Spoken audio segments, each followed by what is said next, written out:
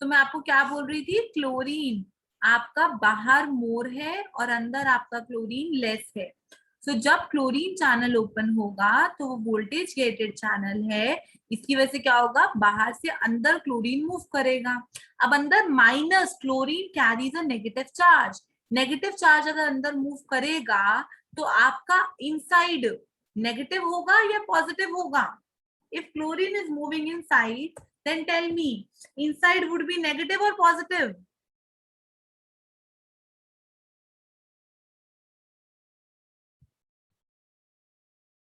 Inside would be negative or positive?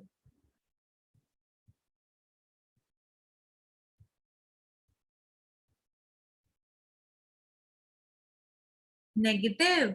So hyperpolarization हुआ या depolarization हुआ? हाइपरपोलराइजेशन हुआ या डीपोलराइजेशन हुआ?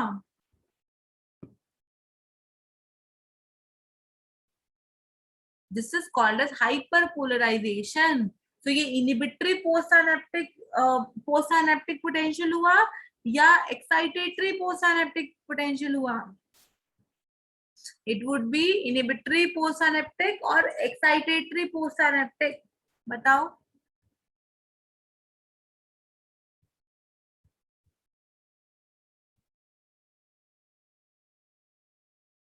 It would be inhibitory। समझ आया सबको? Is it clear or not? Is it clear or not? Yes or no? Harshdeep आपने पूछा था, आपको क्लियर हुआ? Yes or no?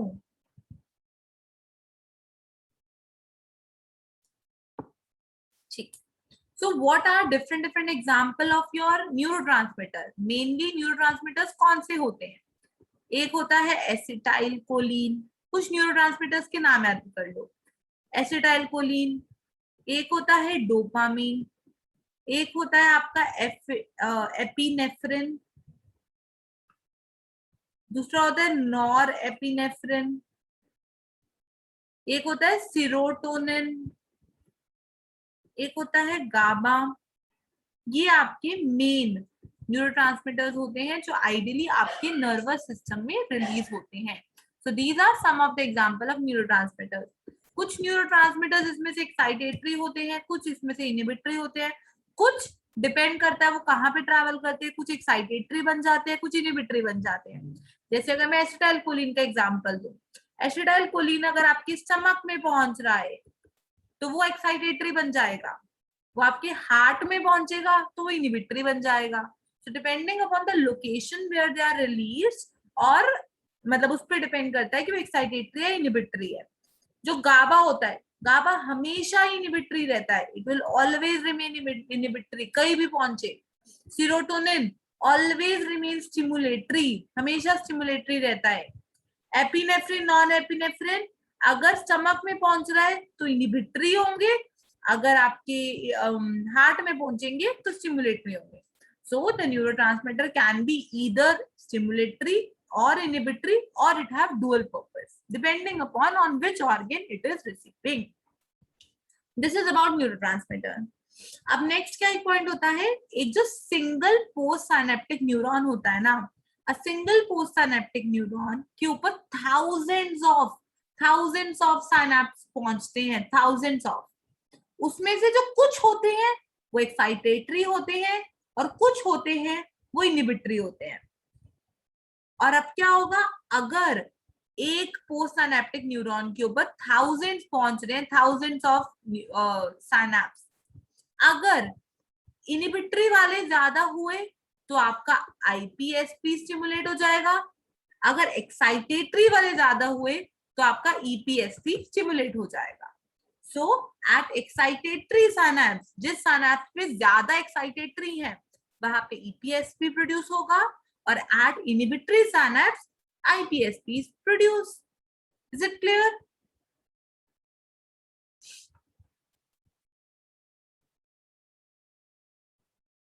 Serotonin stimulatory होता है, सेरोटोनिन एक बार मैं चेक कर लूंगी, पर जितना मुझे ध्यान है serotonin is stimulatory. I will check it once Tamanna, अगर आपको पता ही इनहिबिटरी है तो चेक कर लूंगी, it is most probably I guess it's stimulatory. अब देखो जिस पॉइंट पर आपका पोस्ट सिनेप्टिक न्यूरॉन पे, I will check it, I will let you know tomorrow. जिस पॉइंट पे आपका पोस्ट सिनेप्टिक न्यूरॉन पे आपका रिसेप्टर प्रेजेंट होता है, उस पॉइंट को बोलते हैं एक्सॉन हिलॉक, उसे बोलते हैं एक्सॉन हिलॉक। अगर आपका ईपीएसपी डोमिनेट करेगा, अगर आपका ईपीएसपी डोमिनेट करेगा तो टेल मी कौन सा चैनल ओपन होगा? सोडियम, पोटेशियम और chlorine. If your EPSP is dominating then which channel would be open? Sodium, potassium या क्लोरीन, कौन सा चैनल ओपन करोगे? Tell me. It would be sodium. Chlorine कैसे? लता मैंने समझाया ना, पोटेशियम और क्लोरीन तो आईपीएसपी करते हैं, इनहिबिट करते हैं, वेयर एज सोडियम आपका एक्साइटेटरी करता है। तो अगर ईपीएसपी पहुंचेगा तो सोडियम ओपन होगा, अगर आईपीएसपी पहुंचेगा तो इधर पोटेशियम और chlorine will be open up. Axon hillock is the point. Axon hillock is the point on the postsynaptic neuron. It is the point on the postsynaptic neuron where your neurotransmitter is attaching. मतलब receptor जहां पे attach होता है ना, receptor जहां पे attach होगा postsynaptic neuron की, उसको बोलते हैं axon hillock. Clear? Is it clear? Is it clear to everyone? Is it clear? Yes और नो? ये हो गया आपका बेसिक जो केमिकल टर्मिनोलॉजी, ये सब चीजें जैसे जिस तरीके से ट्रैवल करते हैं। अब हमें पढ़ना है नर्वस सिस्टम का पार्ट कि सीएनएस और स्पाइनल कॉर्ड बना किससे होता है। What is CNS and spinal cord made up of, उसको कॉम्पोजिशन के बारे में अब हमें हमें वो सब पढ़ना है। तो जो सीएनएस होता है वो दो चीजों का बना होता है, एक होता है ब्रेन और दूसरा होता है स्पाइनल कॉर्ड। ये मैंने आपको फर्स्ट क्लास में ही बताया था। CNS is made up of brain and spinal cord. Brain is divided into 3 parts. One is called as forebrain. Forebrain. Second is called as midbrain. And third is called as hindbrain. So brain is divided into 3 parts. Forebrain, midbrain and hindbrain. ठीक है, यहां तक clear सबको? यहां तक clear सबको? Is it clear till this point? CNS है, CNS 2 part में हुआ, ब्रेन में एंड स्पाइनल कॉर्ड में। Brain is divided into 3 category, forebrain, four, mid and hind. अब जो फोरब्रेन होता है that is further divided into 3 category. Forebrain is further divided into 3 categories. One is called as telencephalon. Second is called as rhinencephalon. And third is called as, 1 minute. Just give me a minute. Just give me a minute.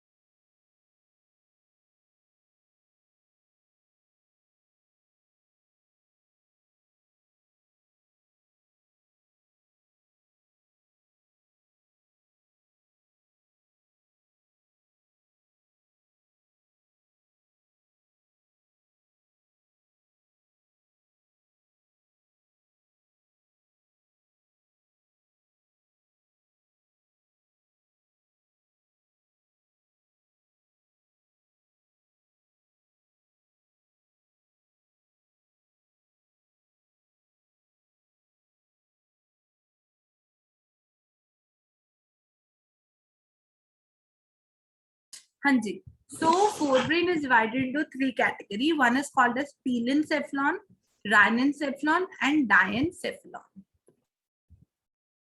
Hindbrain बस एक hindbrain होता है, और sorry, midbrain is midbrain. Hindbrain is also divided into 3 category. One 3 part में होता है, एक होता है pons, दूसरा होता है medulla oblongata, medulla oblongata, and third is called as cerebellum, cerebellum. उसके बाद जो मेडुला ऑब्लोंगेटा होता है, medulla oblongata is also called as myelencephalon, myelencephalon, and cerebellum is also called as metencephalon. वो है माइलिन और ये है मेटासेफेलॉन। उसके बाद आपका midbrain plus your midbrain plus hindbrain, ये दोनों मिला के बोलते हैं brain stem. Combining midbrain and hindbrain, it is called as brain stem. और ये है pons, medulla oblongata, cerebellum. Cerebellum is metacephalon, medulla oblongata is myelencephalon, and pons. Telencephalon is called as cerebrum, cerebrum. Diencephalon, डायन किसका video on है? लता। हाँ, उसके बाद रायनसेफलॉन होता है आपका ऑल्फैक्टरी लोब। अभी हम इन सबके बारे में डिटेल में पढ़ेंगे, बट पहले हमें क्लासिफिकेशन पता होनी चाहिए। तो this is classification. Telencephalon is called as cerebrum, Rhinencephalon is called as olfactory, और diencephalon में तीन चीजें होती हैं, thalamus, hypothalamus and your pineal body. Pineal body, all these three are included in diencephalon. Clear? यहाँ तक clear है सबको? Is it clear till this point? Yes or no? Is this classification clear to everyone?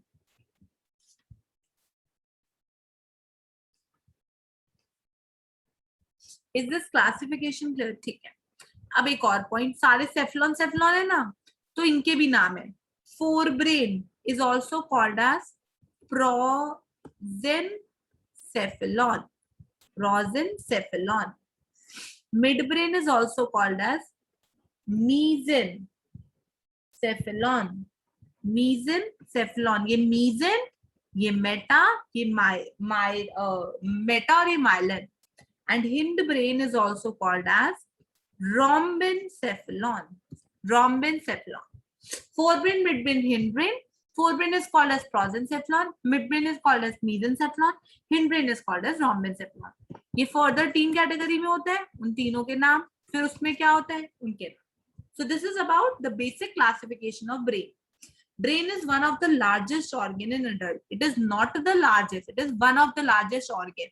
सबसे largest organ क्या होता है adult में? Skin. Skin is the largest organ in your adult, in your adult skin. और largest gland कौन सा है adult में? वो होता है liver. Liver is the largest gland in adult, और लार्जेस्ट ऑर्गन कौन सा है? स्किन है. But brain is one of the largest organ in adult. Adult में इसका आइडियल वेट होता है 1.4 kg के अराउंड इसका वेट होता है. 1.4 kg would be the weight of your adult brain. Brain जो होता है वो पहले 2 सालों में, जब बच्चा बॉर्न होता है उसके फर्स्ट 2 इयर्स में जो उसका 80% साइज है ब्रेन का वो अचीव कर लेता है, एंड बाकी फुल 100% साइज वो टोटल 6 इयर्स की एज तक आते आते अटेन कर लेता है. ब्रेन का जो साइज होता है वो 1.4 kg के अराउंड होता है, और 1.4 kg का 80% वो 2 साल तक बन जाएगा, रिमेनिंग 20% 6 इयर्स तक बन जाएगा.